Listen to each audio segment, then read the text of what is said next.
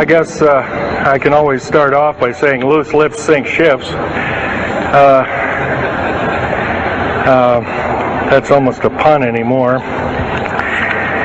I'm Phil Schneider. I worked 17 years for the United States government as a geologist and aerospace engineer as well as a structural engineer. I worked for such elusive occupations with Boris and Knudsen, Bechtel, Page and Page, Aerospatiale of France, and a host of other EG&G and a host of other Los Alamos Laboratory and these kind of things. But rather than bore you with all those statistics, I've got cooked up a real mixed bag here of different topics, and it's might be a little bit like brain overload, but I'll start from the beginning. Now, like I said, I worked 17 years, co-invented methods of shape charge blasting as well as laser rock deflagration, which means rock is literally melted or powdered by a special laser combination, and the residue of the rock underneath is applied as a coating, as a liquid coating, kind of like instant agate, if you could imagine a hunk of agate, which is a hard silica mineral, rock actually. But up here we have another topic. This is an area to where I worked. I worked 11 years of the 17 years at Groom Lake, S4, S2. It's in the Nellis Air Force Base area. In fact, Groom Lake is, I'll show you in the picture right here. It's right here. Groom Lake is quite the place. A lot of rumors and other kinds of things have come out of there. Of course, people have stood on the outside for years and wondered at what's been flying there. There's all kinds of things been flying. Let me give you a brief overview. Start in ancient history land here. Back in 1909, the U.S. Cavalry was engaged in catching some banditos that had crossed over the Mexican border into a place called Truth and Consequences, New Mexico. And they went into a cave or a hideout and killed the so-called bandits, but what they found out they couldn't explain. And they were called horseshoe craft at that time, or horseshoe ships. There were UFOs, and they saw these, what they called demons, gray demons, little gray guys all around the place. That was in 1909. Now in 1933, our government was actively engaged with the Europeans, mostly the French and the English, in special researches dealing with aerial phenomenon. And once again, the term flying saucer or flying disc didn't come about until much later, supposedly right around the mid-1940s. Anyway, the whole thing here is that also in 1946, I might want to add, we were engaged in atomic bomb testing and this kind of a like, and of course the area of Bikini Atoll. Some of the pictures are over here on the white board, showing with the actual language of both the U.S. Army and U.S. Navy archives. Anyway, these flying ships were seen as early as 1945, 46. Some of them were called Foo Fighters, and you name it. They were fully known about maybe as early as 1935 or 36 by our U.S. Navy. And there was a shallow underwater base at Bikini Island, and that was probably the one reason why a number of atomic bombs were exploded in that area rather than other areas which they could have been even more remote out in the South Pacific at Operation Crossroads. Well,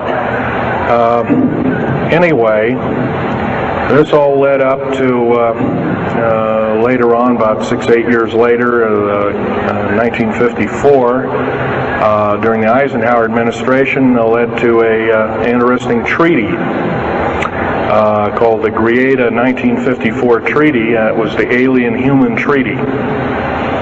And supposedly the aliens had come in and exchanged technology, and they'd want to take an occasional human being and a few head of cows, and accurate books were supposedly to be kept and all this kind of stuff. And of course, eventually all that broke down, and aliens are notorious for being liars, even greater liars than so-called, in quote, we humans are. So alien treaties are often just not even the pieces of paper they're written on. They're just really kind of worthless.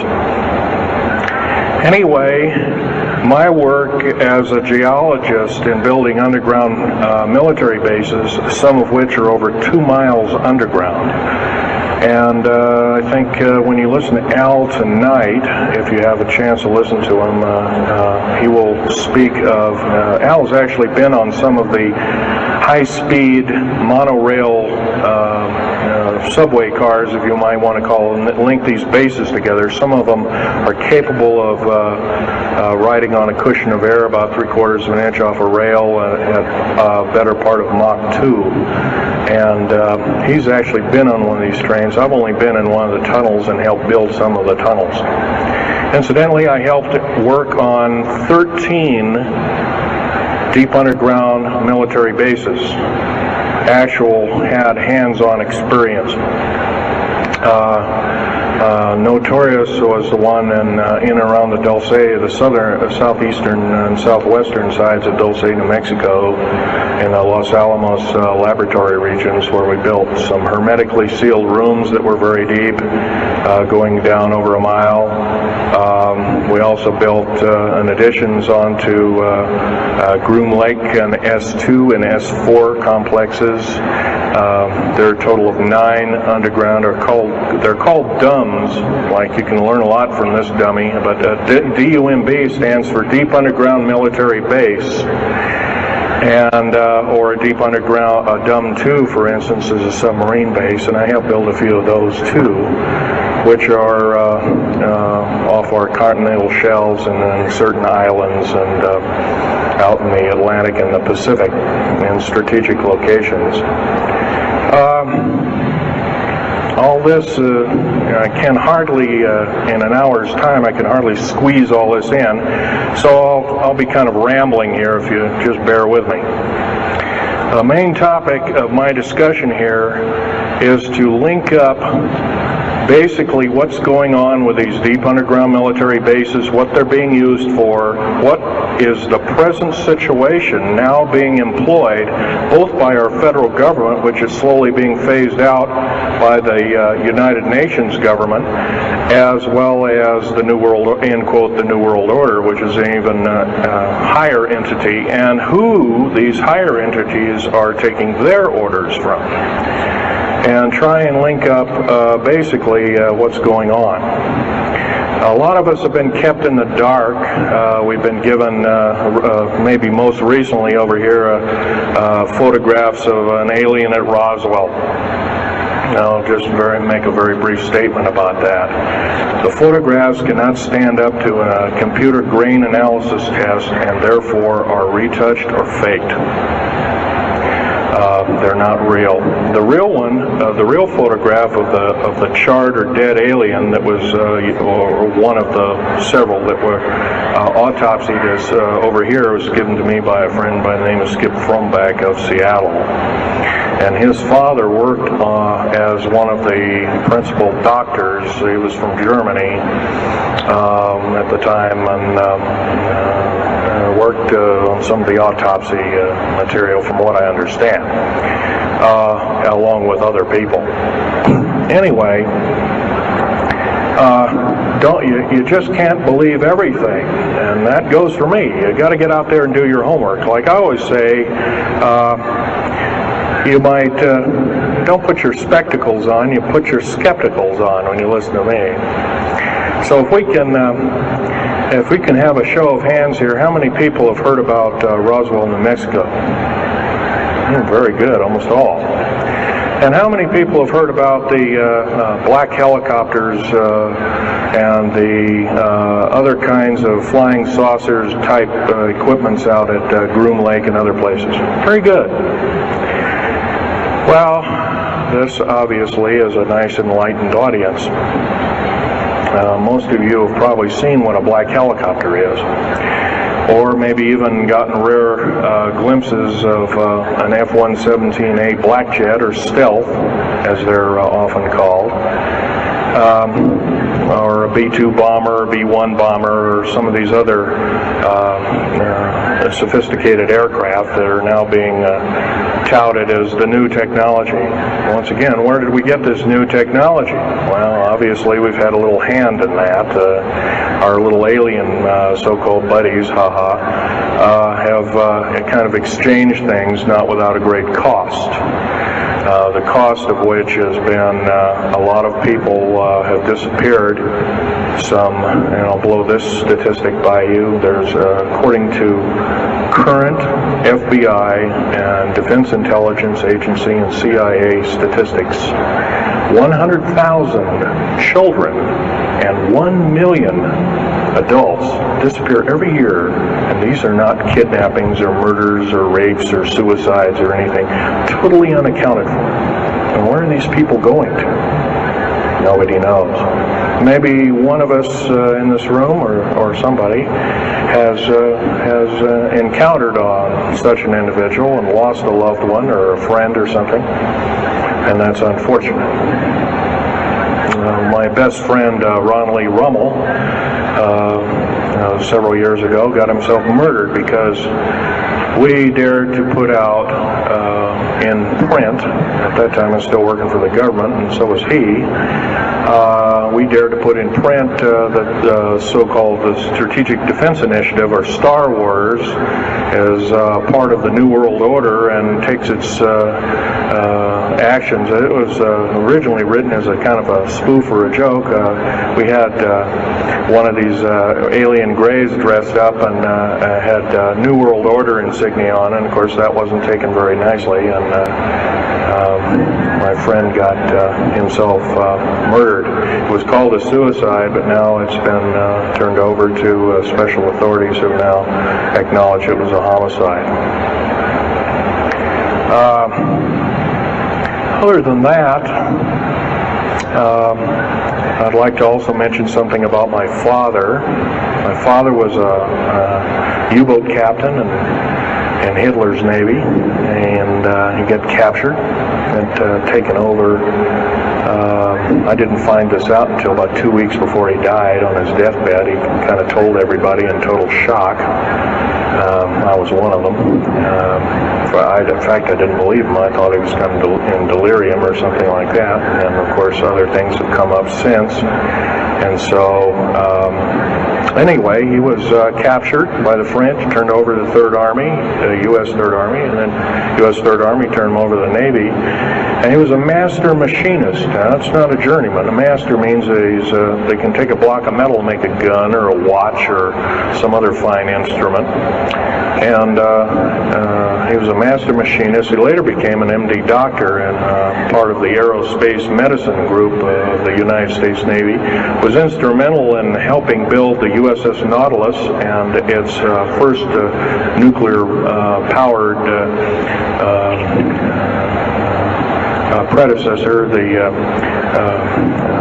Enterprise, the first nuclear-powered aircraft carrier, and other ships like it.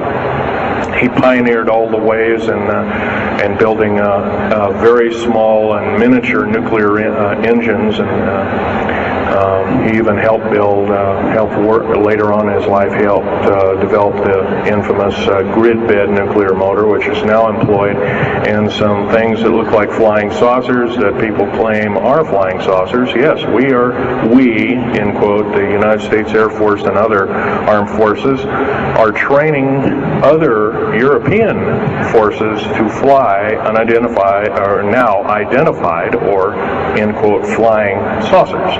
We've actually built several prototypes that are flying under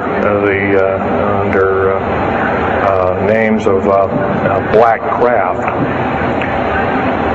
My position as a geologist and engineer got me to see a lot of things in the world. I've been in over 70 countries. I also worked for NATO. I carried a level 3 security clearance with a rhyolite factor. Rhyolite is a hardened factor, only given out to a handful of civilians and maybe a couple of hundred military men worldwide. I thought I was doing the nation, United States, as well as the world a favor by, I thought I was kind of keeping my end up. Well, it didn't work out that way. I was to later find out that these underground bases are now being employed as strategic bases for, in case there is martial law in this country. Right now, our military professors that used to be in war colleges and the like are training people like ex-Russian KGB and Spetsnaz people right here on American soil. I've seen it with my own 2 eyes, along with other people, other geologists. By the way, I'm still a geologist, still do geological survey work. However, I don't work for the government anymore. I took my security clearance and all my government stuff and cut it up and sent it back to the, pardon my French, SOBs. When I found out that a number of these 131 deep underground military bases are being used to subvert the Constitution of these United States and its people, I says, that is enough. I can't possibly be connected. Oh, well, Mr. Schneider, you can't quit, they said. Well, I says, yes, I can.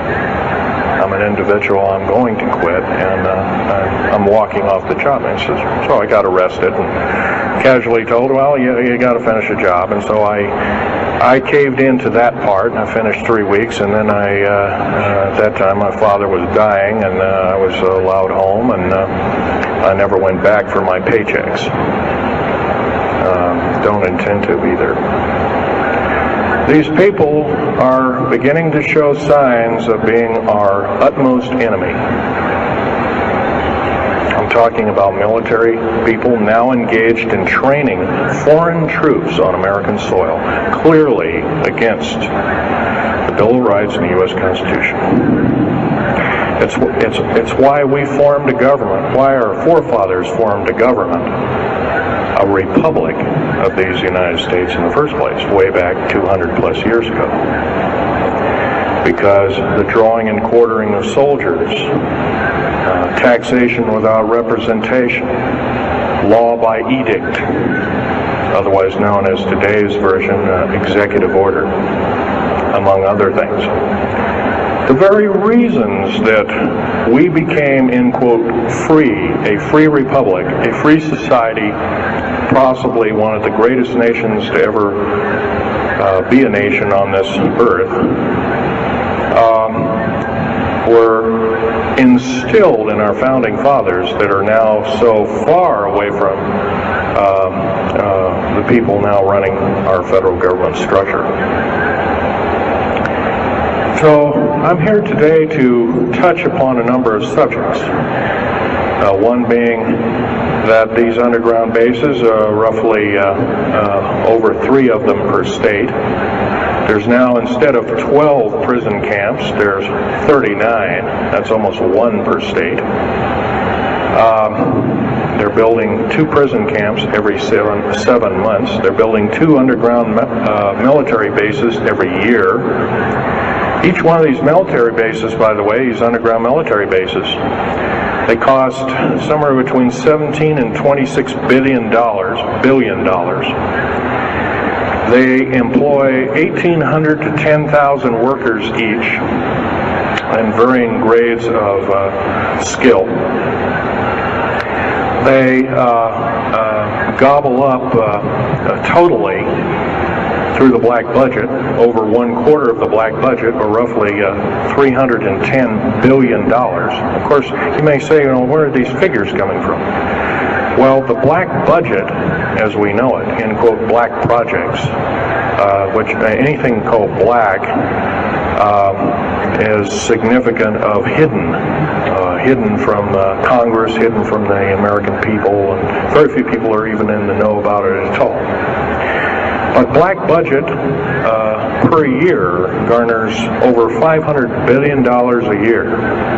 And it's these kind of huge quantities and sums of monies are garnered through CIA drug activity, National Security Agency clandestine operations, mostly in Panama and South America. Now also engaged in Russia in bringing and refining strategic metals. By the way, you might want to ask, where's all these kind of interesting new metals coming from? Over here on the whiteboard we have the new periodic table. It's got 140 elements. Now in our high schools of today, I was in a high school about a week ago, I saw a new periodic table had 105 elements on it. Now somewhere we're not being told the truth. We're being lied to at every turn and every corner. We're considered less than morons. So the government has made itself an entity, an independent taxing body, an entity into itself, and isn't accountable to anybody, not even the so-called New World Order. They just go ahead and do everything willy-nilly as they please. There's nobody checking. You don't have to worry about this. Occasionally there's a senator who pokes a nose in here and there, and that senator finds out either nicely or not so nicely that you don't do things like that. Now, if we're to gain a grip on our country, if we're to take our country back, we must first ask our public officials if they cannot tell us the truth, and we will impeach them, or they will be impeached, or they'll be tried as traitors. This is pretty stiff language. Already it's slowly beginning to trickle out and to occur to a number of people that this may be the only way out. Also, our founding fathers, George Washington, Patrick Henry, and a few of the other ones, came up and said that you don't want to let the beast out of the box. And they were talking about a runaway government. You don't want to allow your government to become like England at that time. And so they warned us about this very same kind of thing. First of all, the United States is not a democracy. It's not a republic anymore. It should be a republic. That's to the republic for which it stands, one nation under God. Why we can't even pray in the public schools anymore? We have to have a Supreme Court judge or group of them, plus Janet Reno and company, among other things, telling us what to do. Interpret for us as if we cannot read with our own two eyes and understand with our mind.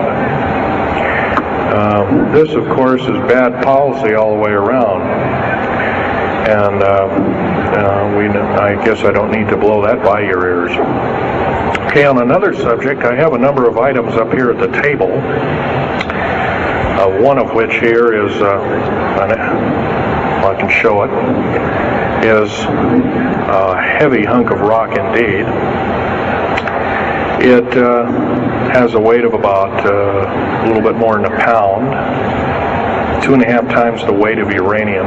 It's not radioactive, can never be made radioactive. It's composed of earth, rare earth, clays, and powdered metals, as well as an alien element, mostly from crashed, retrieved flying saucers and those of the kind that have happenstance to crash in our deserts and backyards, so to speak. It's called mironite. This is employed in every stealth aircraft, every black jet throughout the black budget. Also in the very small quantities in the skins of black helicopters. Mironite. Here's another thing. Here's a piece of probably the purest titanium you'll ever hear or see. It's so pure, it's also composed with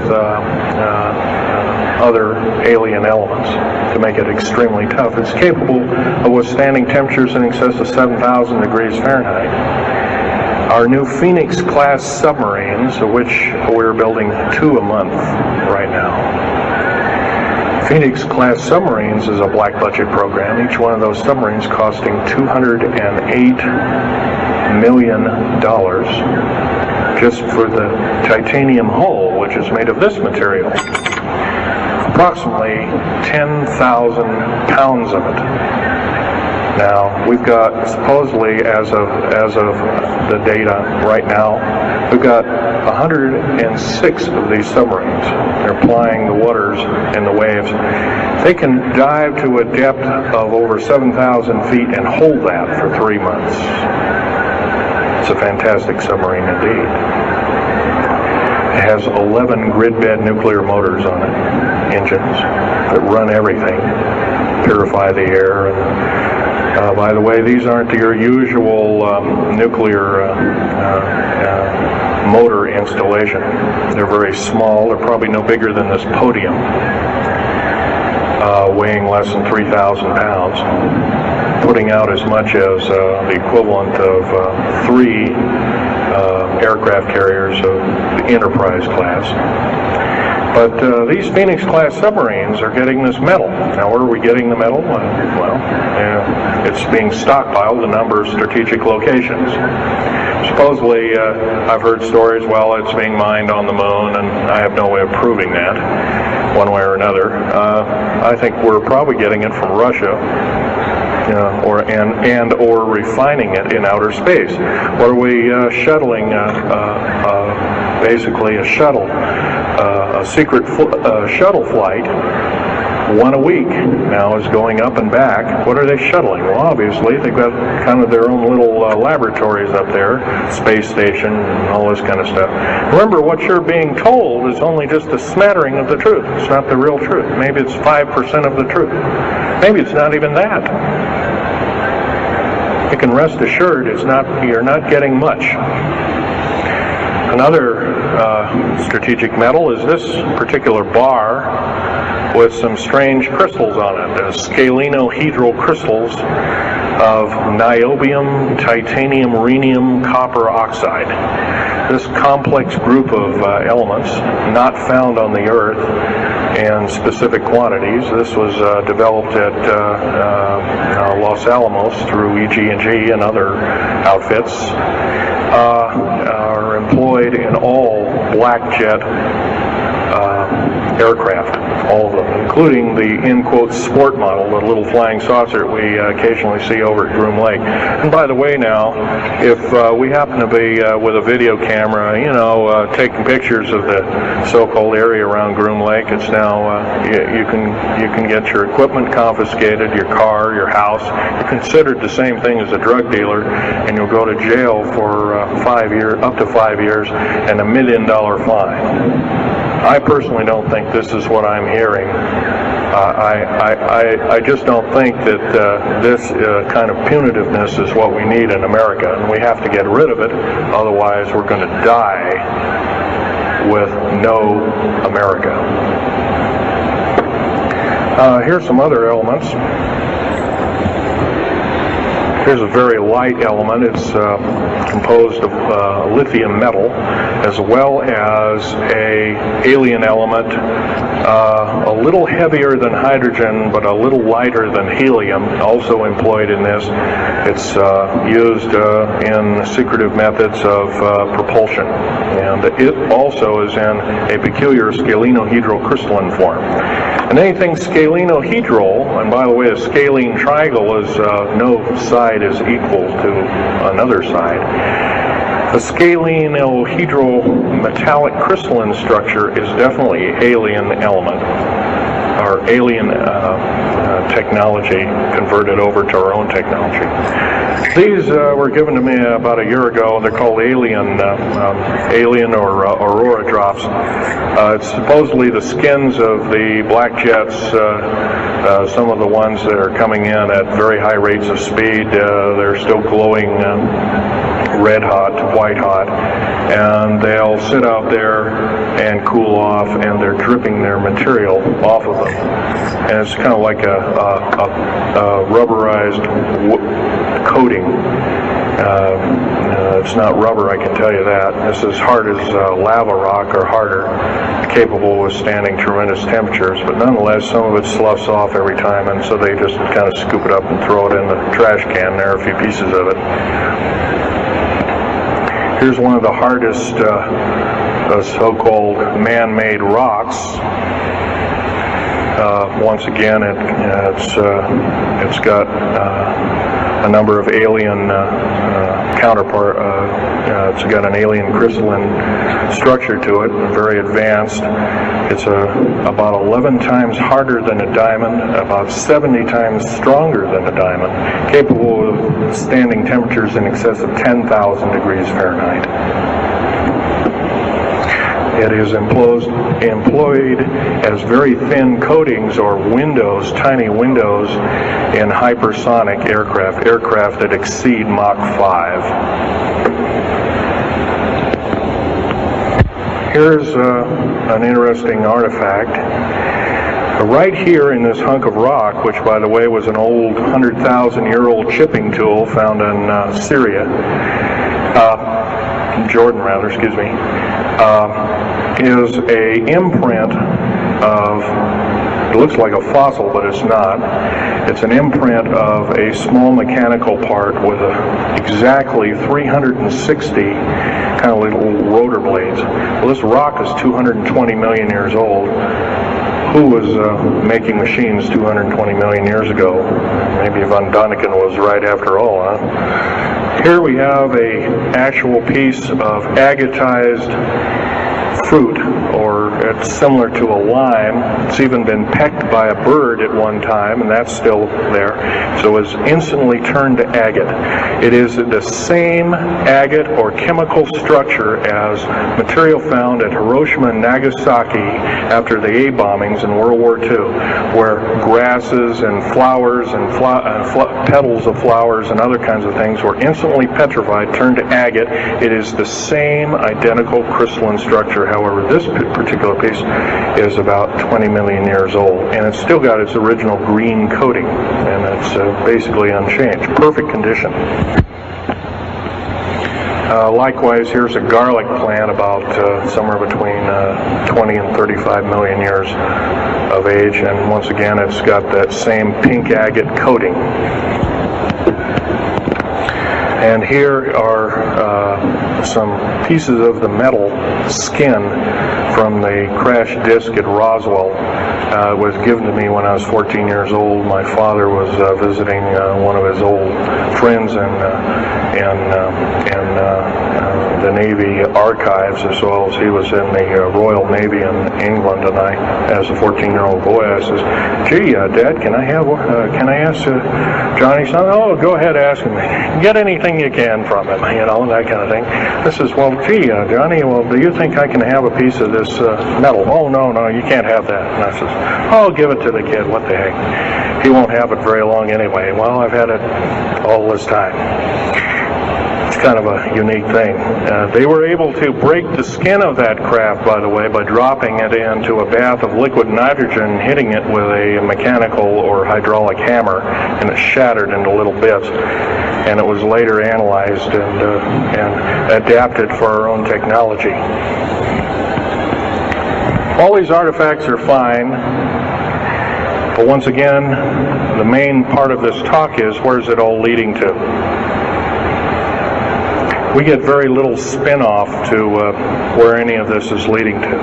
Occasionally we'll get a new computer, or maybe a quartz watch, or some little trinket, kind of like giving the Indians beads a couple of hundred years ago. Well, we're getting these little spin-offs. But the black budget still rolls on, garnering up over $1 trillion every 2 years. It's somewhere between 1.023 trillion and 1.31 trillion dollars every 2 years. And every year it goes by and the black budget is unchecked, unaccounted for, it's just subverting our country. That's number one. Number two is that these underground military, first of all, if there was something like a nuclear war or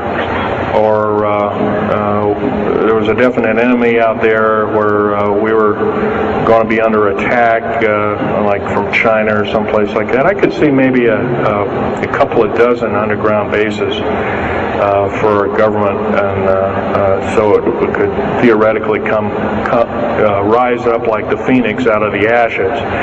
Well, not 131 of these, and if you were going to so-called round people up and put them in prison camps, what a better prison camp than underground, where nobody knows where it is anyway. So once again, these underground bases are most likely been planned as underground prison camps and slave labor factories for the New World Order.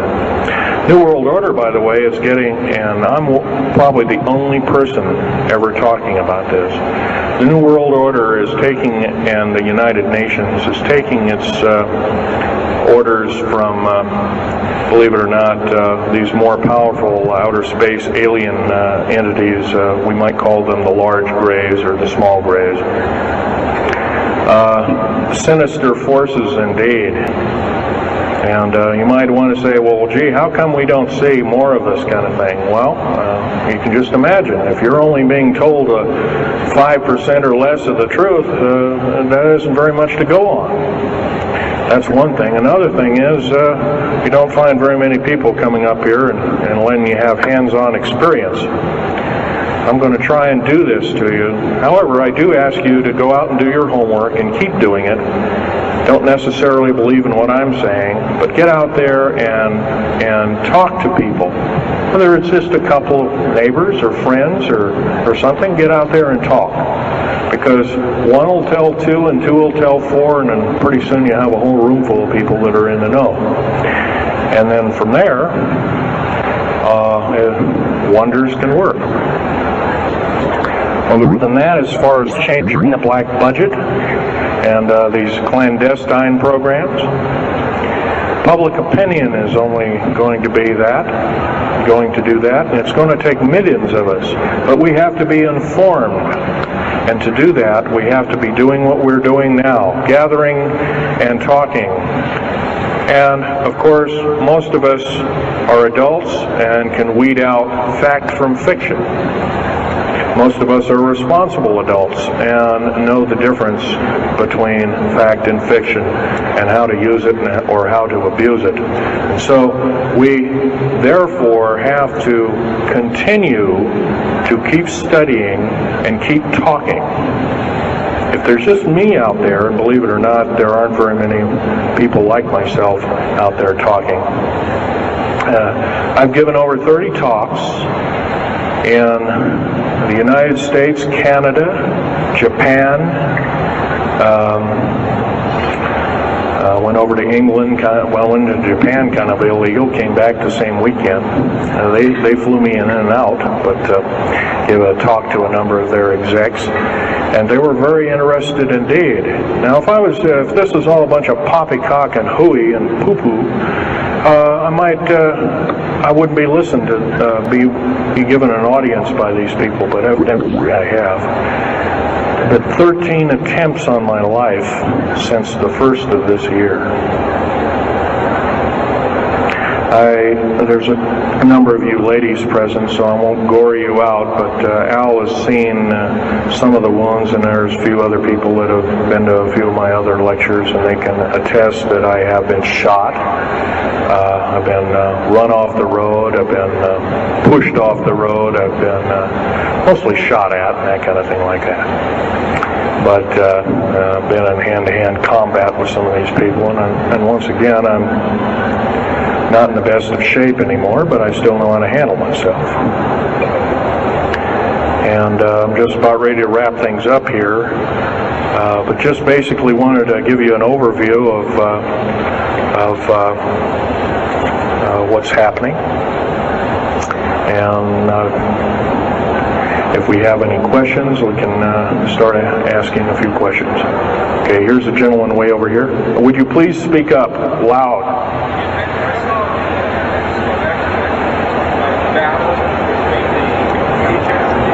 Yes, I was involved in in 1979, in August, late August of 1979. I was involved working through Los Alamos Laboratories at Dulce, New Mexico, and what's now known as the Alien-Human War. 66 Secret Service agents, government workers, geologists, and the like. I almost bit the dust. I could have been number 67. Lost their lives that day because the government lied and knew full well what was underneath. And what we'd done is, out in the desert there, we had drilled for, in a period of a couple of days, we drilled 4 of these holes that went down several thousand feet. And one of these holes kept bringing up dirty dust and putrefying odors and broken off machine bits and other kinds of things like that. Boring machines as well as lasers came up damaged. And of course, there was a probe that was sent down, and that came up totally missing. And so people were sent down there, and I was one of the people. And when I got down there, of course, the odor was, and remember, I was in a spacesuit type environment. All I had was a small tool belt with special sensors, a small rock hammer, and a rucksack for mineral specimens and other kinds of things like that. And I had my little pistol. And being an engineer, didn't have time to carry a big hunk of pistol like most of these Green Berets carry, stuff like that, black berets. I carried a little Walther PPK with a 9-shot clip. As soon as I got down this hole, standing about from me to this gentleman over here in front row, about 10 or so feet away, 7 feet away, something like that, was one of these 7-foot-tall stinking alien guys, and I didn't waste any time. I said, I'm not fiddling with you guys, and boom, away you go. And I was one of the rare few that had been allured that this may or may not occur, and so basically was given ET training, but a lot of these other people weren't. And we were, in fact, it was asked, are there aliens in the area? And of course, the big question was no. And that was a big lie. And of course, 66 people died that day. I have a big hole in my chest. I lost my lung was literally burnt out of me. My fingers burnt off of me. My toenails burnt off of me. My skin was, I was in radiation isolation therapy for 400 plus days. My bones were vitrified or burnt. I was cooked. I managed to survive. They're telling you something about it today. But other than that, I'm the only talking survivor. There are only 2 other survivors, and they're in nursing homes up in Canada. And Canada refuses to allow the United States officials to talk to them. They're in very bad shape indeed. One of them can't talk, and the other one doesn't want to. So they're regarded as Canadian heroes, and so they're being kept by Canada. Okay, this fellow over here. Speak up loud. Okay, are there any bases? Actually, yes, there's several. In fact, as I was coming to this talk, I was supposed to be here by plane, but there was a subsequent foul-up. Anyway, I drove all the way and did it in one day. But as I was coming over up near Cheyenne, I noticed the military, Air Force and the Army are building a so-called new, in quote, boot camp, prison camp, right up in Cheyenne, brand new. And I was here 3 months ago, that wasn't there. So it's something brand new. In Colorado, yes, there's about 4 underground bases, one being at Denver International Air Base. I call it Air Base, Spaceport, or whatever you want to call it. Denver International Airport. No wonder your luggage gets lost. There are 8 levels underneath the airport, tarmac there, end quote, tarmac or cement mac. And so those bags could be there for a damn long time. Why, just imagine if this was instantly turned to agate 30 or more million years ago, those bags could very well be the same way. So yeah, there's a number of them. And I wish I had a map with me. In fact, in subsequent talks, I'll have a map, which will be put on the overhead. In fact, my next talk, I plan to have just that. I had planned to bring a map here and had all the latitudes and longitudes of all the bases, and I can't do that. That would be a nice jail sentence for me, so I didn't bring it. So, but other than that, I'll have that all researched for you. Yes, this woman.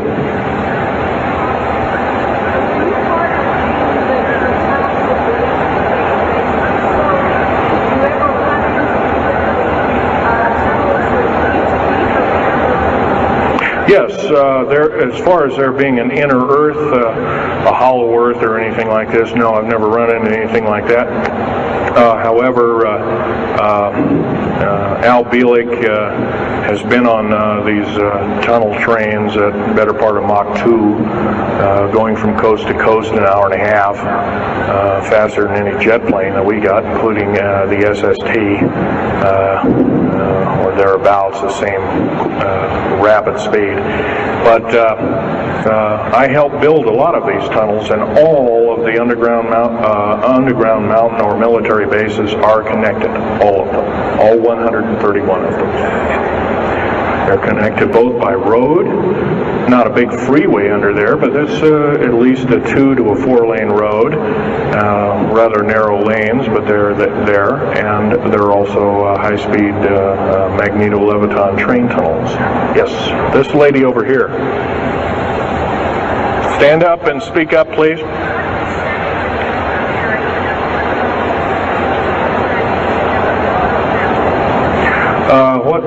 What levels of military personnel know about this?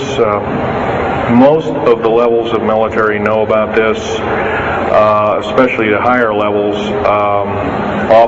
higher officer levels. The enlisted, I'm sure, don't, or are basically kept in the dark like we are, end quote, we are.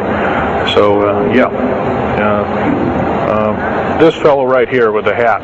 Adam? Where are most of these bases located? Well, there's 131 of them in the United States, 127 of them in the lower 48. There's some in Canada, I'm not counting those. There's some in northern Mexico, I'm not counting those either. They average about 4¼ cubic miles hollowed out underground, an average depth of 5,700 feet underground. Average cost $17 to $31 billion each. They employ anywhere from 1,800 to 10,000 people. And some very large ones now being built in Sweden. one of which is repudiated to be 30 cubic miles. It will take 5 years to build that one at a cost of about $2 trillion. And that's all being supplied by the United Nations. Yes? Anybody over here? No? This gentleman. Speak up, please. Okay, you want to know exact locations of all these? Well, for where all of your Army, Marine Corps, Navy, and Air Force bases are, they're with all the present, not the ones closed down. By the way, the closed down bases are now being used for gasoline storage and equipment storage and these kind of things. So they're not really closed down yet. Boot camps, end quote, boot camps and all this kind of stuff. So-called prisoner camps and these kind of things. Right now our police, for instance, are being trained by the Air Force and the Army intelligence in martial law research, as they call it. How dare they call that by that name. So where these are, where every one of these strategic bases are now. In Colorado, in around Denver, there's 3 of them, and they're fairly small. Some of these bases are only maybe 2,000 to 3,000 feet in depth. Some of them were built a long time ago, back 35, 40 years ago, and they're only maybe 500 feet, and they're mostly for equipment storage. Denver, and then there's Fort Collins. There's also Colorado Springs area has a number of them. By the way, Colorado Springs is kind of a famous area. Nikola Tesla's laboratories were in Colorado Springs, and need I say more? I'll leave that up to Al Bielek. As far as Nellis Air Force Base, there's 9 underground mountain bases in Nellis Air Force Base. That's in Nevada. It's north of Las Vegas. There's going to be a UFO show and conference in Mesquite here later on this month, and that's up very close to, end quote, Area 51. That whole area, by the way, the state of Nevada is 81% end quote, managed or owned by the federal government. Land is either restricted or run by the federal government. That's why there's groups rising as we speak, dealing with the problem very vociferously, and senators are now getting involved. So evidently waking up is occurring. Yes, this gentleman over here. Speak up, please.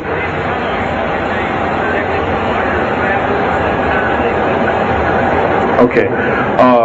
Yes, they are. The gentleman asked, are these tunnels connected to large caverns? Yes, these large bases are basically like this Coliseum. Everything's underground. Everything's a city underground. Most of these bases both have military bases, and they have all the accoutrements of life. Remember, each one of these costs quite a bundle of dough, and some of it in our tax money, but most of it in clandestine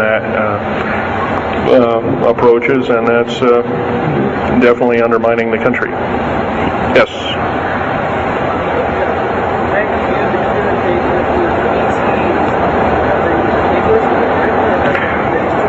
Well, some of them have a difficulty in understanding our language. It's too slow to them.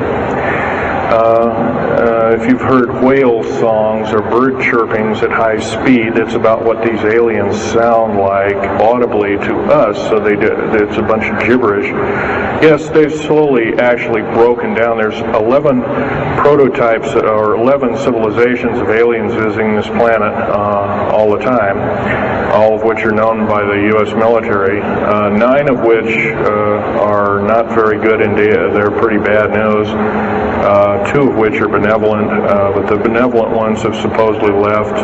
They have their own little war of sorts, especially the Pleiadian groups and whatnot like that, of which Val Thor was repudiated to be a Venusian, but other people will alert he looks more like a Pleiadian. he looks normal human, except he's got 6 fingers and toes. He's got one oversized lung. He's got 2 hearts. He's got all kinds of weird stuff. Bones are bigger. Yep.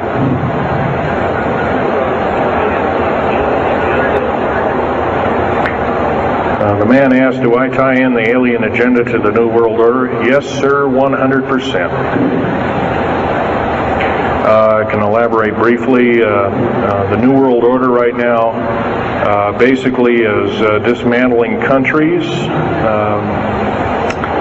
governments, telling governments not to war with each other anymore, basically, so that looks good on the outside. They're taking their orders directly from the aliens who've got their own timetable. They want the one world order because they want the planet for themselves. And, of course, you've often heard of the term Global 2000, and that's a supposed sinister plot, or has been a group of sinister plots to produce biological weaponry to reduce or thin out the so-called ethnic cleanse the population of the planet by 5/6, or roughly 5 of 6 billion people, enslaving the rest to work willy-nilly with the so-called people of the New World Order. Now, another peculiar thing is the alien agenda is not really well believed nor understood by a lot of these one-worlders. They don't believe it. They think they've been singled out for their own end of glory, and what they don't know is they're just another human being, and according to the negative or bad aliens, they're just another we're considered bags of food to them.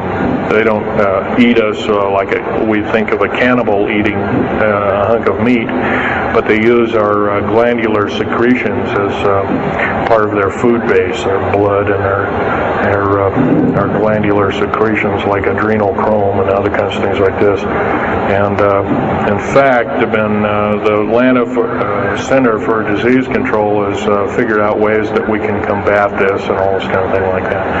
It might be where these new designer diseases like AIDS and Ebola and hantavirus and all these kinds of things have come up out of nowhere, and these diseases, end quote, almost have a mind of their own. Yes, this lady here.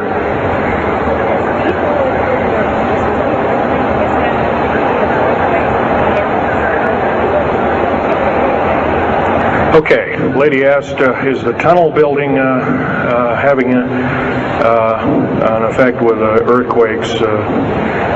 Yes, it could very easily be, although got to remember a lot of these underground bases are constantly being repaired, and so a lot of people have to be hired.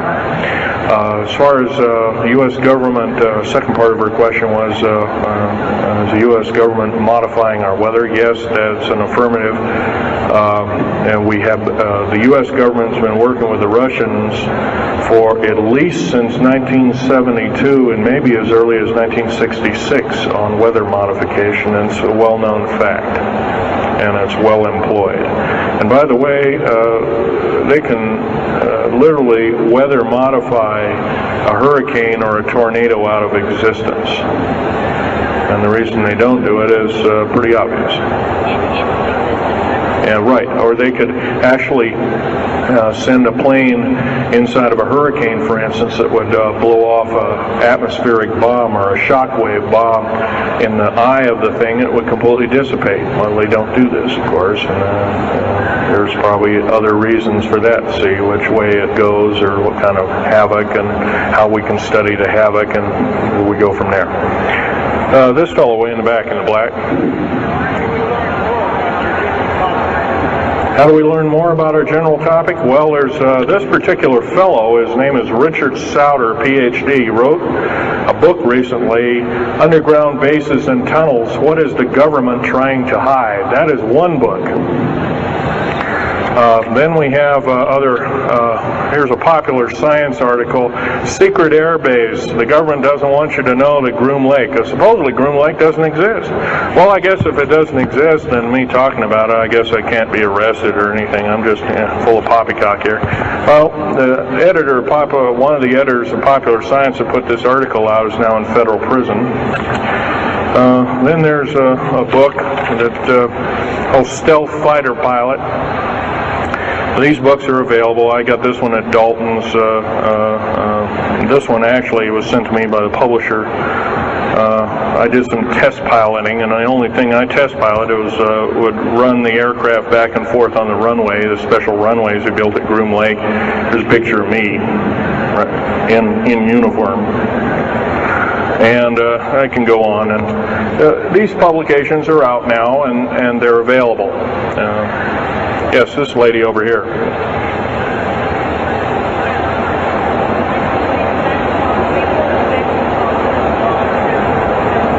I can't hear you. What?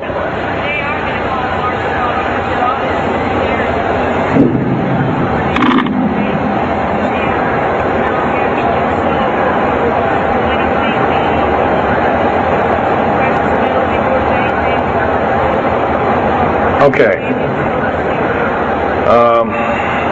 Okay, that's kind of a mixed bag question there. She asks, with martial law being called, will precious metals and all these kinds of things. First of all, hoarding anything will be outlawed.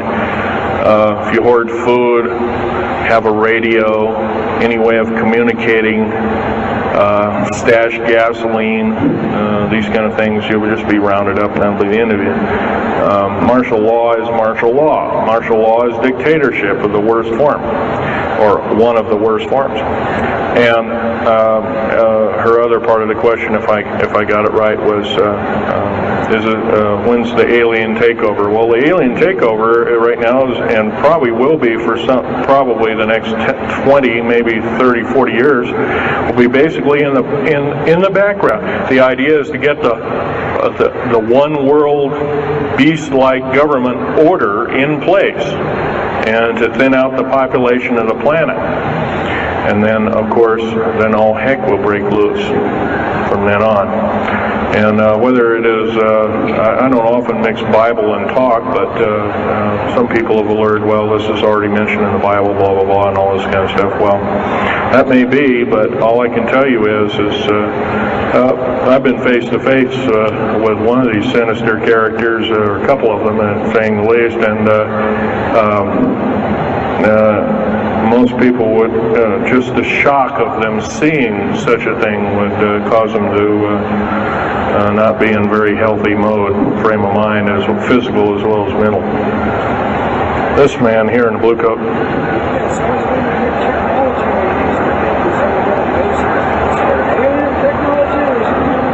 Well, it's a combination. What technology is used to build these underground bases? Well, we have lasers that can drill out, or basically deflagrate or melt out a tunnel 7 miles a day.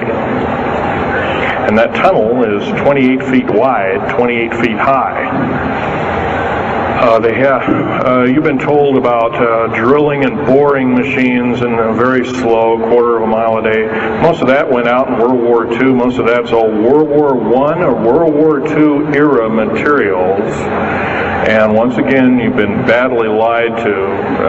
I can hardly believe, first of all, I've worked on public engineering projects, and we do better in grinding up road beds and laying them down at the rate of 4 miles a day, and supposedly that doesn't exist. Well, I worked on one in the state of Oregon just a few months ago, and we built a tunnel for sewage tunnel and whatnot like that. It wasn't very big. It was about 6 feet across, and about drilled right through solid rock, right to base of under one of the hills in Portland for their new light rail. Did that in 2 days. But it was a complex, it was a small, complex tunnel. It was big enough for a man to crawl through and inspect, and I was one of the people that inspected, so yeah. What technology? A lot of this is alien technology, readapted for our own use, but a lot of it's our own ingenuity too. So, you can bet, how can you tell alien technology? Well, anything that's just absolutely outlandish, like taking a oxyacetylene welding torch and trying to cut into this metal and getting nowhere, obviously would be metals research,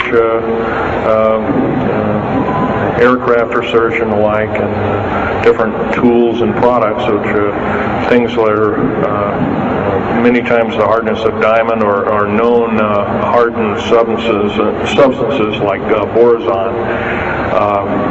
Obviously, that's nothing that we came up with on our own, but we could have over a several hundred-year period. But you've got to remember, too, that the military technology is outstripping the public sector technology at the rate of 44 to 45 years of technology for every calendar year, every 12-month calendar year here. So every year going by this time in 1996, the military technology will be roughly 45 years more advanced than where we are today. So it's quite possible that way back in 1943, the U.S. Navy not only caused the ship to disappear, it literally disappeared and reappeared. Basically, military technology right now is about 1,200 years more advanced than public state technology. And computer technology right now, it's off the scale. I can't tell you. It's just right now, and employing just in black jet and stealth aircraft, the new computers are so completely advanced that we couldn't get them in the public sector for maybe another 40 or 50 years. Yes, this lady here.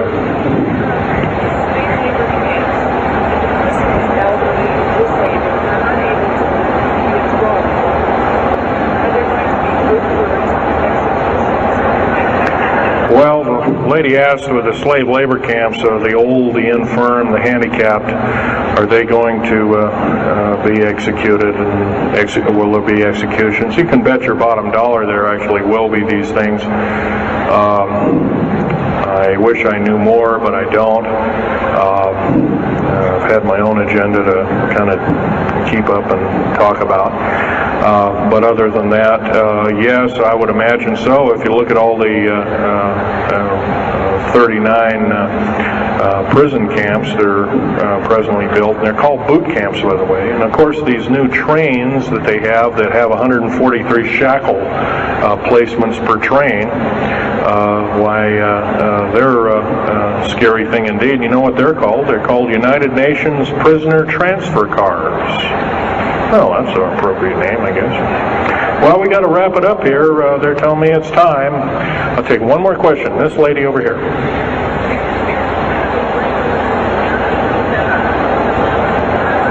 Don't brainwash you. They don't brainwash you. How do they brainwash 18,000 people that are working? Well, you sign this little piece of paper saying you work, you go to prison for the rest of your days. Or you're not going to be taking home a paycheck of about anywhere from $4,000 to $40,000 per month, depending upon your position. $40,000 a month is a lot of petunias.